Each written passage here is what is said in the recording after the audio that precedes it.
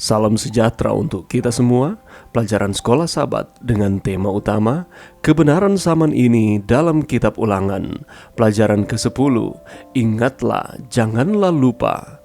Jumat 3 Desember, Pendalaman. Betapa besarnya keritlaan serta belas kasihan Allah bagi makhluk yang berdosa dengan menciptakan pelangi yang indah di awan-awan sebagai satu tanda perjanjiannya dengan manusia. Tuhan mengatakan bahwa apabila ia melihat pelangi itu, ia akan mengingat janjinya. Ini tidaklah mengartikan bahwa bisa jadi dia lupa, tetapi ia berkata-kata kepada kita dalam bahasa manusia agar kita dapat mengerti akan dia dengan lebih baik lagi. Allah bermaksud bahwa apabila anak-anak dari generasi mendatang menanyakan tentang pelangi yang indah yang terbentang di langit itu, maka orang tua mereka harus mengulangi kembali cerita tentang air bah dan menceritakan kepada mereka bahwa Yang Maha Tinggi telah menjadikan pelangi itu dan menempatkannya di awan-awan sebagai satu jaminan bahwa air tidak lagi akan menutupi bumi ini.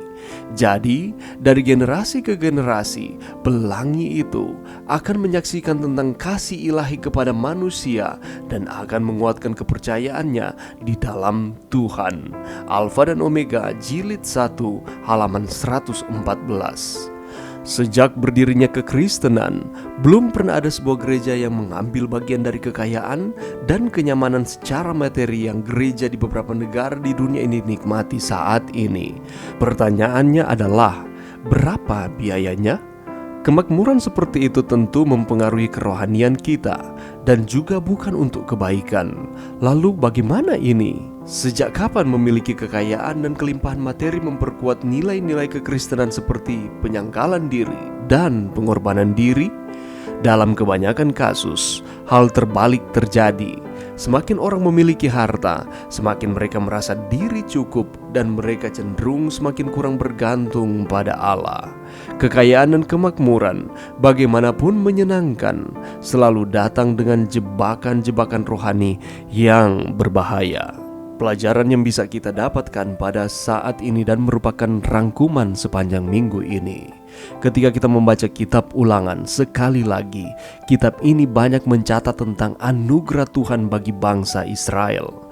Semua kebaikan Tuhan kepada bangsa Israel adalah semata-mata merupakan anugerah Tuhan bagi mereka. Mereka sebenarnya tidak layak mendapatkannya oleh karena keras tengkuknya mereka selalu menyakiti akan hati Tuhan dengan tidak mengindahkan setiap arahan-arahan Tuhan selama mereka berada di padang gurun. Tetapi Allah terus memberikan anugerah kasih karunia kepada mereka. Mulai dari bagaimana Allah membebaskan mereka dari perbudakan Mesir. Mereka dipelihara di padang gurun selama 40 tahun di dalam perjalanan mereka. Walaupun 40 tahun tersebut merupakan akibat dari ketidaksetiaan mereka.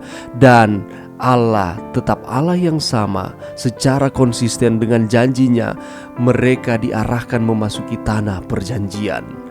Semua itu dilakukan oleh Tuhan bukan karena Israel adalah bangsa yang baik dan hebat sama seperti dengan sudah dijelaskan sepanjang minggu ini, tetapi karena Allah sangat mengasihi bangsa ini.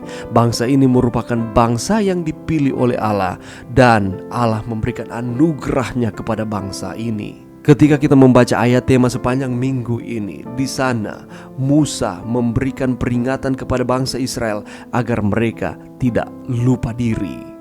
Bangsa Israel diingatkan untuk tidak melupakan Tuhan dan membanggakan diri ketika mereka sudah memasuki tanah perjanjian kelak.